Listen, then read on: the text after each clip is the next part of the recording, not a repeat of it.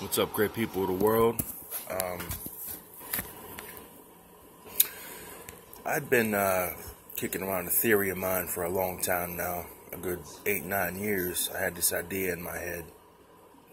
You say in my head that what's beyond the universe? What's beyond the solar system or universe?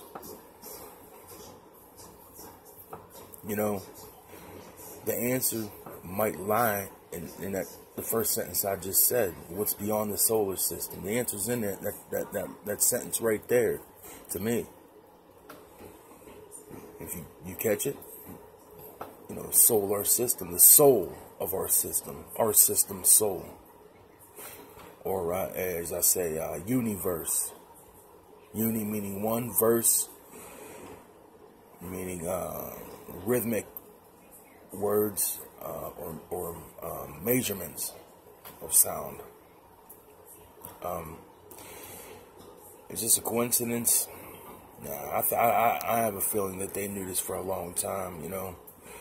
The funniest thing is, if you look in, it's almost like saying, looking through a telescope is no different than looking through a microscope. If you look at an atom,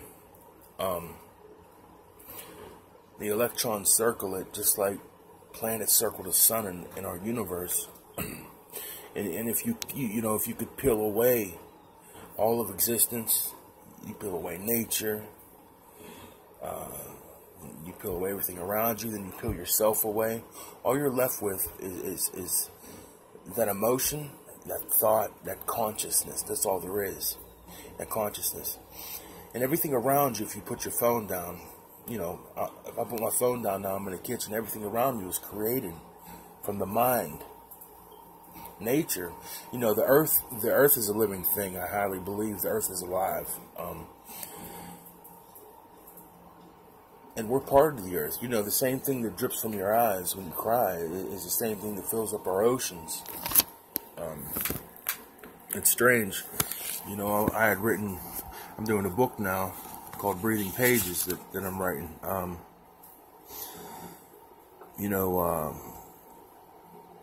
It's a great unanswered question. Who created humans? Why were we created?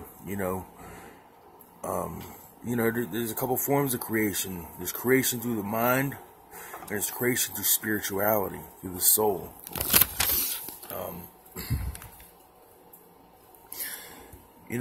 Everybody has a degree of awareness. I wrote here, most of us live day by day. Our economic society sidetracks us from reality's environment of nature. And we function reflexively and wake up to an alarm clock rather than our own biological clock. Further on, I call it, I come up with this word called the euphoric idealism mysticality concept. We look up the meanings of each of those words. That's that force. That's all that's left is your consciousness. That sensation, the mind, that invisible force. Now, all you're doing when you look up there in the sky is you're looking at yourself. Whatever's inside is out. Whatever's outside is in. I believe we're living inside a mind, a brain of some sorts. Because everything's sizeless. What if you went so far out into space, into space that you came out of it into something else alive? We're inside an atom. And my book, this book that I'm writing now, has a lot to do with that. There's things in this book that's very interesting, and I believe when you pass, that's what you leave with.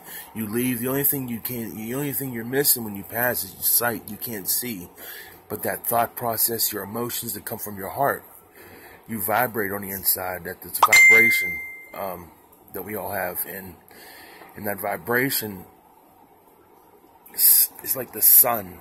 It could be the atom, the sun. I mean, how small can you look? How small is small? The universe can be microscopic, beyond our imagination, extremely beyond microscopic. How big is big? You know, if you look at my hand right here, and you say I got these super glasses that can look so far into this hand, you'd see a bunch of little tiny dots that look like a solar system. That's all my body's created of, is atoms. In your body, that's all we're created of, is atoms. And it's all inspiring. There's a lot of things in this book that I'm looking through now that I'm writing. I'm working on, you know, it's amazing that everything is a thought and a creation. Everything comes from the mind. All of existence on this earth, everything has to think to survive. You have to think. You know, spirituality, art, an art project, a painting, a writing, like those forms of art, dance. That's the closest materialization of your soul that you could put in the material world. That's you materializing art. Anybody could work for their hands, for a corporation, for a piece of paper that's green. But I could hold that same dollar bill piece of paper up next to a cut out piece of a notebook paper, the same width and length. Hold it up to this phone right now. What's the difference between it? Nothing. The system says, our government system says, well, the money's valuable, the notebook paper isn't. It's an illusion. It's an illusion. Why does it take a green piece of paper to build a vehicle, which every element of that, all the metals come from the earth? Everything that's built in your house comes from the earth. And why do you need that green piece of paper to do that? That can't build a car. You should build a car because you want to. No, they need slaves. They need people to slave and work.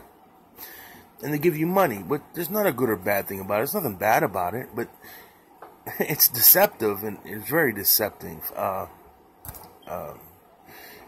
That you know, we can't work without having money to purchase these items at the store. It's one big 360-degree turn. Everything we're buying was created by somebody at work. So I'm going to end this here. Thanks for listening. Until next time, take care.